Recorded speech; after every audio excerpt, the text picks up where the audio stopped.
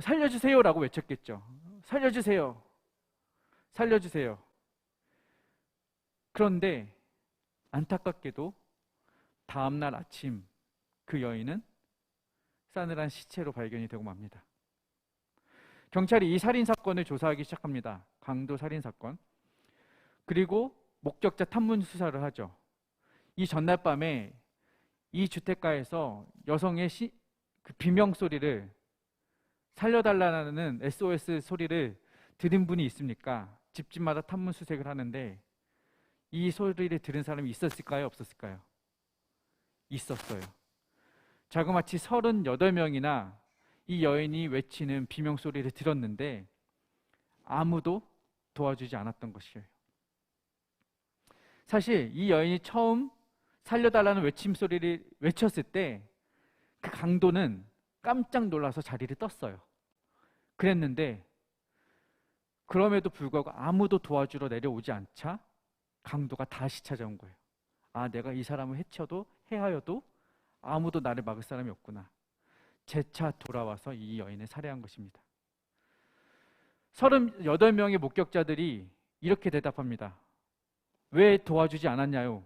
물어봤을 때 누군가 도와줄 줄 알았어요. 하나같이 똑같은 대답이었다고 합니다. 제가 내려가지 않아도, 제가 도와주지 않아도 누군가 내려갈 줄 알았어요.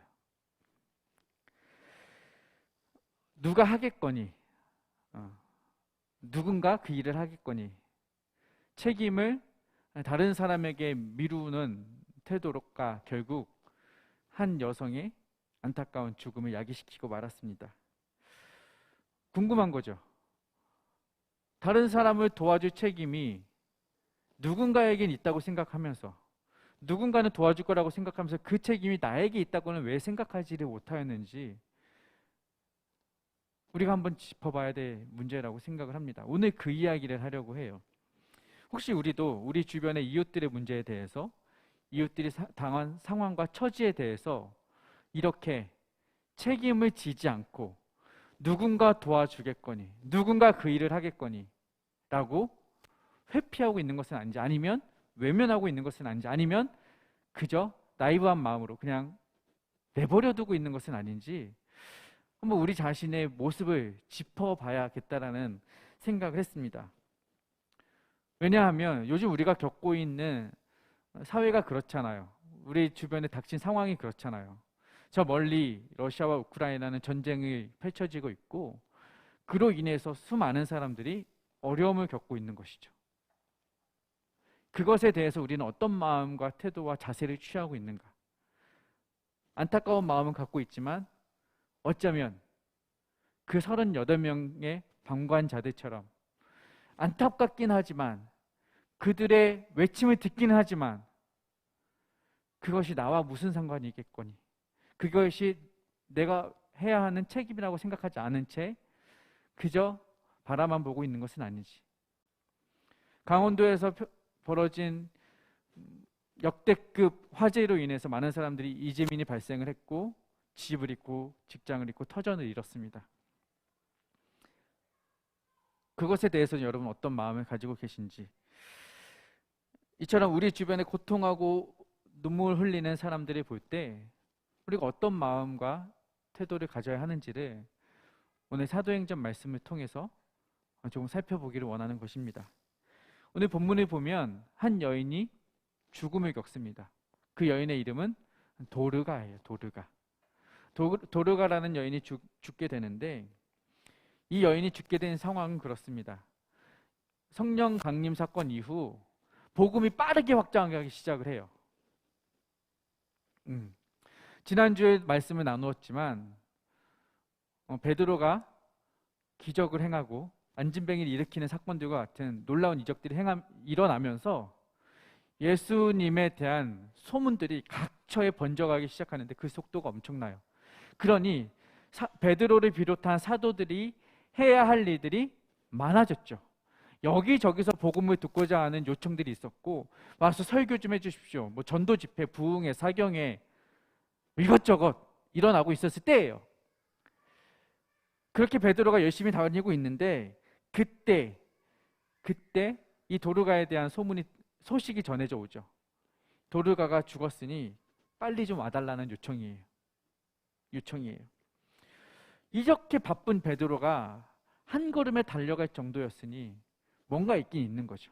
이 여인의 죽음이 뭔가 다르긴 다른 거였던 거예요. 살펴봅시다. 실제로 가보니 이 여인이 죽은 상황이 평범한 상황은 아니에요. 왜냐 하니 이 여인의 장례식장에, 이 여인이 죽은 그 자리에 그 동네에 있는 과부들이 다 모였어요. 많이 모인 정도가 아니라 모든 과부가 모여서 통곡하고 있었다고 성경은 말합니다.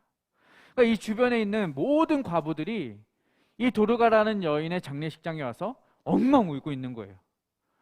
질문이 들죠. 의문이 들어요. 과연 이 도르가가 어떤 삶을 살았기에, 어떤 여인이었기에 그 동네에 있는 모든 과부가 와서 함께 이 죽음을 슬퍼하고 있었을까? 성경을 보면 도르가에 대해서는 자세한 언급이 없습니다. 실제로 출생, 가족관계, 직업 뭐 나와 있지 않아요. 그녀가 재산관을 얼마나 가졌는지, 어떤 삶을 살았는지, 어떤 학력을 가졌는지, 결혼을 했는지, 이혼을 했는지, 과부가 되었는지, 자녀가 있는지 아무것도 없어요. 그런데 그녀에 대해서 유일하게 기록되어 있는 한 절이 있습니다. 26절에 보면 그녀를 뭐라고 설명하고 있냐면 선행과 구제하는 일이 심히 많더니. 이 여인에 대해서 설명하고 있는 것은 이게 다예요. 선행과 구제하는 일이 심히 많았다. 그리고 특별히 그 대상은 과부들이었던 것이죠. 당시 과부들 우리가 잘 알죠. 과부들은요 스스로 무언가를 해서 경제적 활동을 할 수 있는 상황이나 처지가 되지 않았어요. 그러니까 먹고 살기도 힘들었을 것이고 옷 하나 지어 입기도 힘들었을 거예요. 그러니까 이 과부들의 어려움을 잘 알았던 도르가가 이 여인들에게 가서 겉옷과 속옷을 지어 입혀줬다는 것이죠. 그러니까 이 장례식장에 와서 보니 과부들이 뭘 꺼내고 있어요? 도르가가 자신들에게 지어준 옷을 꺼내 들고서는 이 도르가 뭐 집사님인지 권사님인지 모르겠지만 목사님인지 모르겠지만 이분이 우리에게 이렇게 옷을 지어줬어요. 그런데 안타깝게 죽었어요 라면서 엉엉 울고 있는 것이에요. 그러니까 이 도르가가 가지고 있던 다른 사람을 향한 선행과 배려와 나눔과 실천이 얼마나 헌신적이었는지 우리가 알 수 있는 것이죠. 얼마나 열심히 했으면 결국에는 종국에는 자신이 병들어 죽기까지 헌신했던 거예요. 자신의 몸을 아끼지 않으면서 자신은 죽을 지경이 되면서도 그의 삶은 다른 과부들을 돕는 일에 초점이 맞춰져 있었다는 것입니다. 옷을 지으려면 돈도 필요했겠죠. 지을 수 있는 재능도 필요했을 거고 그 많은 사람들을 도와야 했으니 시간도 많이 필요했을 거예요. 도르가의 모든 초점은 다른 사람을 돕는 일에 맞춰져 있습니다. 여러분의 삶의 초점은 어디에 맞춰져 있나요? 여러분들이 지금 공부하는 이유, 여러분들이 지금 경제활동을 하는 이유, 어디에 초점이 맞춰져 있나요? 여러분이 대학을 가려는 이유, 여러분이 어떤 좋은 직장에서 진급하려는 이유, 뭐 아니면 이직하려는 이유, 뭐 다양하겠지만 그 초점이 과연 도르가와 같은 마음으로 집중되어 있는가는 우리가 좀 살펴볼 필요가 있겠다는 것입니다. 우리의 생명까지 다 거기다 드리라는 것은 아니에요. 그러기도 쉽진 않죠. 그런데 적어도 도르가가 가졌던 그 마음의 태도만큼은 우리가 배워볼 수 있지 않나 생각을 해보는 것입니다. 실제로 이런 모습이 얼마나 대단했는지 9장 26절에 보면 다윗 이 도르가를 뭐라고 말하냐면 여제자라고 표현을 합니다. 여제자. 성경에서 여성에게 여제자라고 수식어를 붙인 대상은 유일하게 도르가가 유일합니다. 그만큼 도르가가 실제적으로 사람들에게 도움을 주었고 많은 사람에게도 인정받는 제자로서의 삶을 살았다는 것을 의미하죠. 이 도르가의 모습이 여러분에게 좀 도전이 되었으면 좋겠어요. 의례적이고 형식적인 우리 신앙생활을 보면서 정작 관심을 받고 도움을 받아야 할 사회적인 약자들이 소외되고 있는 것은 아닌지 우리가 좀 그 일에 앞장서야 함을 여러분에게 도전하고 싶습니다. 오늘날 교회들 또 교회에 다니는 성도들이 세상에 대해서 방관자가 되어버렸어요. 소리를 들으면서도 그 현장을 보면서도 목격자가 되었음에도 불구하고 누군가 하겠지라는 생각으로 방관하고 있는 것을 우리가 보게 됩니다. 그런데 여러분, 성경은 우리에게 결코 방관자가 되지 말라고 말을 합니다. 로마서 12장 15절을 보면 우는 자들과 함께 울라, 우는 자들과 함께 울라 라고 말을 합니다. 누군가 고통 중에, 슬픔 중에, 아픔 중에 울고 있다면 그들과 함께 울어주라는 것이죠. 울어주라는 거예요. 예수님은 나사로의 죽음 앞에서 함께 우셨습니다. 그 죽음에 함께 동참하셨고 그 슬픔에 함께 참여하셨고 함께 우셨어요. 그것이 약자들을 향해, 어려움에 처한 이들을 향해 우리가 할 수 있는 가장 중요한 자세이고 태도입니다. 그들의 아픔에 함께 동참하십시오. 그들의 울음에 함께 눈물 흘려줄 수 있는 그 긍휼의 마음이 저와 여러분에게 있어야 한다는 거예요. 그리고 이 도르가의 선행, 이 도르가의 선행은 단순히 남을 위해 우는 것에서 그치지가 않아요. 마지막 42절을 우리가 보면요, 온 요빠 사람이 알고 많은 사람이 주를 믿더라. 주를 믿더라. 이 구제와 선교가 서로 연장선에 있다는 것이죠. 단순히 그 사람을 사랑으로 돕는 것에서 그치는 것이 아니라 그 사랑의 섬김과 도움과 베푸는 모습이 다른 사람으로 하여금 예수 그리스도를 믿고 죽게 돌아오는 그 자리에 돌아오게끔 하는 중요한 수단과 도구가 되었다라는 거예요. 단순히 선행, 좋은 일, 윤리적인 선에서 그치지 않고 이 모습을 통해 우리는 복음을 전할 수 있고 하나님의 이름을 선포할 수 있다는 사실을 우리가 기억해야 합니다. 그러므로 여러분, 이러한 도르가와 같은 영향력, 나의 어떠한 선행을 통해서, 나의 어떤 물질의 섬김을 통해서, 나의 어떤 봉사를 통해서, 나의 어떤 헌신을 통해서 우리는요, 영향력을 끼칠 수 있는 거예요. 다른 사람에게 하나님을 전할 수 있는, 다른 사람이 나를 보고 배우게 할 수 있는 영향력 있는 사람, 그것이 여러분의 어떠함을 통해 드러날 수 있다는 거예요. 그 영향력에 탁월했던 사람이 바로 요셉이에요. 요셉. 저와 여러분, 요셉이라는 인물을 잘 알죠. 요셉은 결국 여러 순환과 고난의 길을 거쳐서 전국의 애굽의 총리가 되었다는 것을 여러분 기억할 것입니다. 그때 요셉을 만났던 바로가 요셉을 보고서 뭐라고 고백을 하냐면, 창세기 41장 38절과 39절을 함께 읽어봅시다. 시작. 바로가 그의 신하들에게 이르되 이와 같이 하나님의 영에 감동된 사람을 우리가 어찌 찾을 수 있으리요 하고 요셉에게 이르되 하나님이 이 모든 것을 내게 보이셨으니 너와 같이 명철하고 지혜 있는 자가 없도다. 요셉은 노예로 팔려와서 혈혈단신 애굽에 정착합니다. 어린 나이, 소년의 나이였어요. 그런데 그럼에도 불구하고 그는 결코 혼자인 삶을 살지 않았어요. 그는 하나님과 늘 동행했고 하나님의 은혜를 늘 경험하고 체험하는 사람이었습니다. 그의 주변에는 가족도 없었고 형제도 없었고 그를 지원하는 누구 후원자도 없었지만 그럼에도 불구하고 그는 기죽은 삶이 아니었어요. 믿음 없는 삶이 아니었어요. 후회하는 삶이 아니었어요. 포기한 삶이 아니었어요. 그 안에 있는 하나님을 늘 품고 전하고 선포하는 삶이었고 늘 하나님의 영에 감동된 사람이었어요. 그 하나님의 영에 감동된 것을 바로 왕이 보았던 것이죠. 이와 같이 하나님의 영에 감동된 사람을 내가 본 적이 없도다.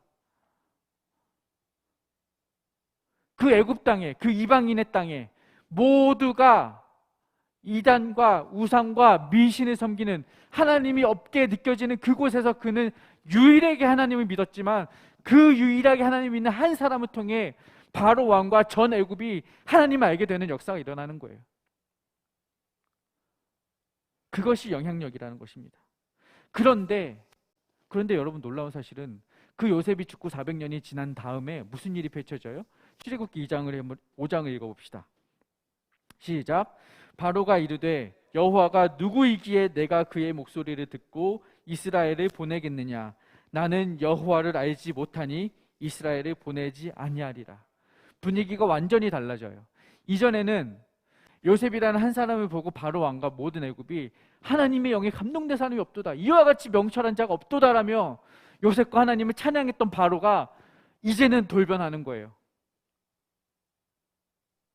나는 여호와를 알지 못한다. 400년 전에는요, 하나님을 믿는 사람이 애굽에는 요셉밖에 없었어요. 그런데도 모두가 하나님 알아요. 그런데 지금 보십시오. 400년이 지난 지금 애굽 땅에는요, 이스라엘 민족 70만 명이 있었어요. 하나님을 믿는 사람이 70만 명 있음에도 불구하고 바로는 뭐라고 말을 해요? 나는 하나님을 알지 못하노라. 무슨 상황입니까?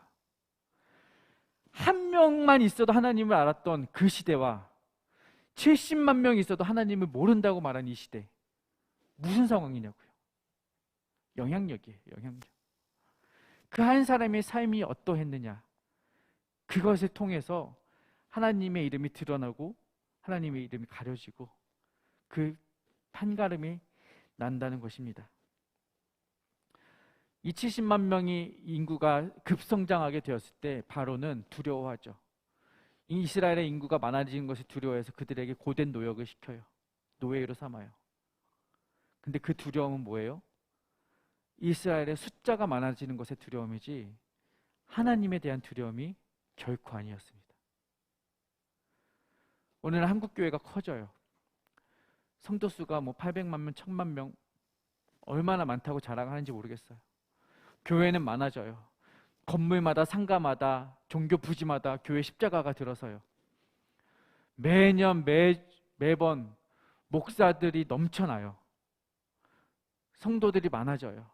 정치계, 대학 교수계, 크리스천의 비율이 몇 퍼센트다, 얼마다 많아지죠.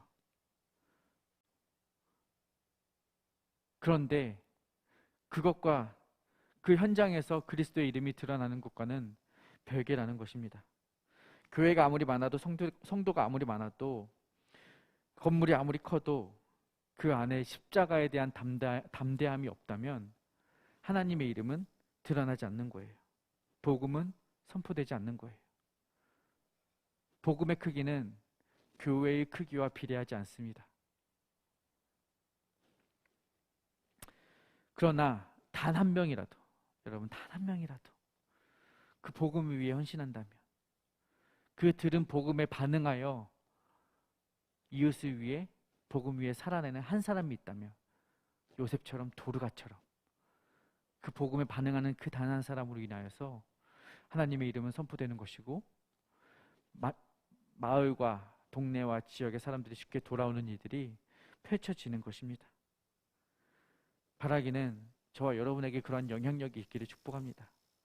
여러분의 행실을 통해서, 선행을 통해서, 모습을 통해서, 무언가를 통해서 하나님이 전해지기를, 복음이 선포되어지길 바랍니다.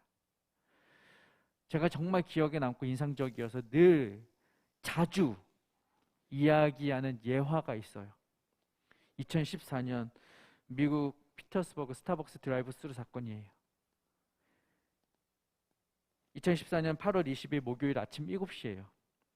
스타벅스 드라이브 스루에서 한 여인이 자동차를 몰고 드라이브 스루에 진입합니다. 그리고 커피 한 잔을 주문해요. 그리고 그 여인에게 무슨 마음이 들었는지, 무슨 이유가 있었는지 모르겠지만 자신의 커피값만 지불하지 않고 한 잔 더 값을 지불하는 거죠. 뒤에 오는 차에 커피값을 대신 내주기 시작했습니다. 그리고 그 뒤에 따라오던 차가 커피값을 지불하려 했을 때 무슨 이야기 들어요? 아, 저 앞차에 타신 저분이 커피값 대신 냈어요. 그 뒤에 뒷차에 있던 사람이 얼마나 기분이 좋았을까요? 그쵸? 아침부터 땡 잡았네. 오늘 횡재했네. 그리고 지나갔을까요? 아니요. 그 사람이 똑같은 일을 합니다. 그럼요. 뒤에 오는 사람 커피값 제가 낼게요. 그리고 나서 이와 동일한 커피값 대신 내주기 릴레이가 아침 7시부터 저녁 6시까지 378명의 손님이 동일하게 이루어집니다. 놀라운 일이죠. 앞서 내 커피값을 대신 내준 사람의 얼굴도 몰라요.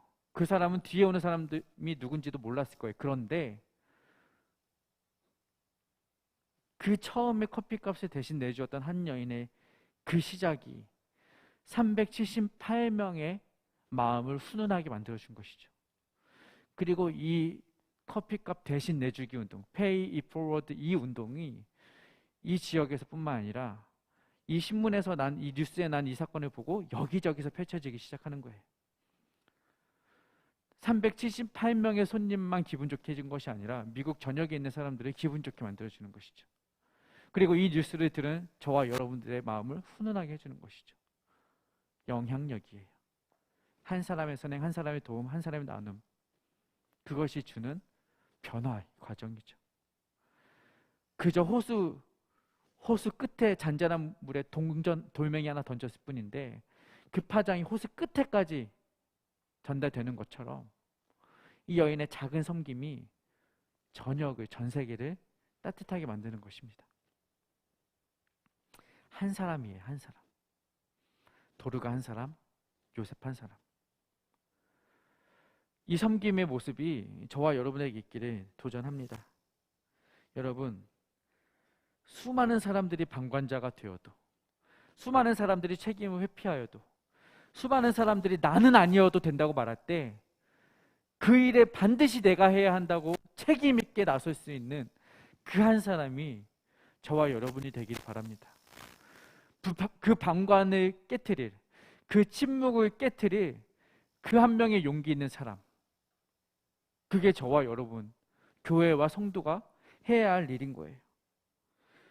그렇게 예수 그리스도를 드러내는 삶을 살아야 하는 것입니다. 많은 사람이 필요하지도 않아요.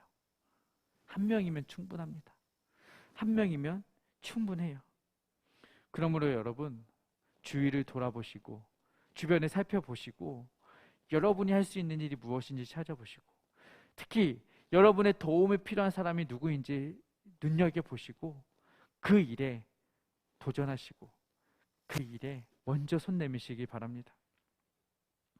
여러분, 여러분의 삶은 어떤 평가를 받으시기 원하십니까?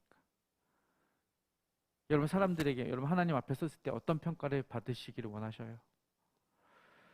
한 사람의 인생은 그 사람의 학업, 학력, 지위, 재산의 정도에 따라 평가받지 않습니다. 한 사람의 인생이 잘 살았는지 못 살았는지는 어디서 평가받느냐면요, 그 사람의 장례식장에서 평가받아요. 그래서 이런 이야기가 있습니다. 장례식장에서 우는 사람들의 눈물의 양은 내가 평생 다른 사람들을 위해 흘려주었던 눈물의 양과 같다. 여러분들이 평생 동안 다른 사람들을 위해 얼마나 울어주었는지에 따라서 여러분들의 장례식장에 와서 조문 온 사람들의 눈물의 양이 결정이 될 거라는 거예요.